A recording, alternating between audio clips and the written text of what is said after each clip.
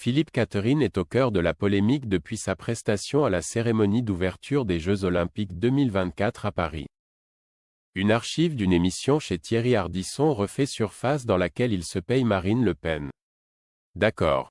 Le monde entier, même dans les recoins du globe les plus reculés, ont découvert Philippe Catherine lors de la cérémonie d'ouverture des Jeux 2024 à Paris.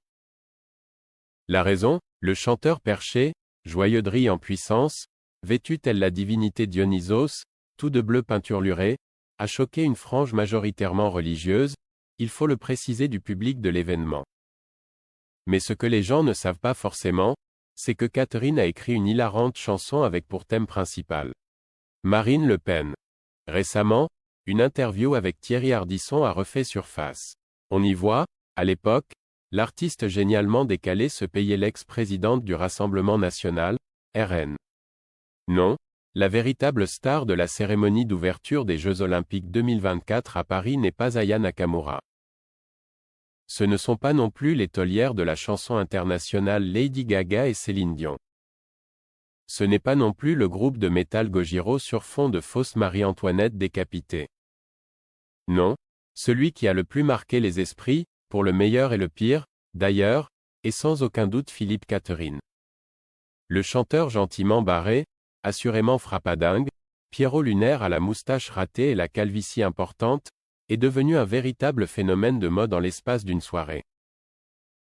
Aux quatre coins du monde, on a pu voir différents pays découvrir, puis réagir, à sa performance en Dionysos nu et peint en bleu. Forcément, cela n'a pas du tout plu à une certaine frange religieuse et rigoriste des spectateurs à travers le monde.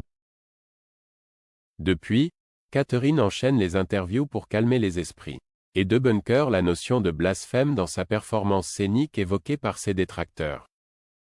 Passé l'immense bazar provoqué par l'interprétation de sa chanson intitulée Nu, on a pu se replonger dans la discographie faste et variée du bonhomme depuis ses débuts dans les années 90. Alors, oui, il y a le classique Robot après tout, album de la révélation grand public, avec le single culte Luxor, J'adore. Mais il y a aussi et surtout un titre sous forme de petit banger en puissance nommé Marine Le Pen. Pas besoin de vous faire un dessin. Marine Le Pen, la chanson signée Catherine, donc, parle de Marine Le Pen. Dans les paroles, celui-ci se moque gentiment de MLP. Extrait. Et puis la JME retourne, puis j'y ai la voix qui marche derrière moi, puis j'y commence à flipper parce que JME rend compte qu'elle me suit vraiment.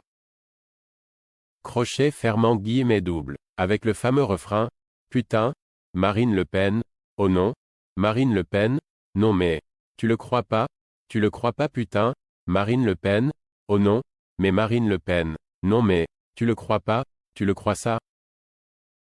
Marine Le Pen est une chanson atypique dans la plus pure veine délirante de son auteur.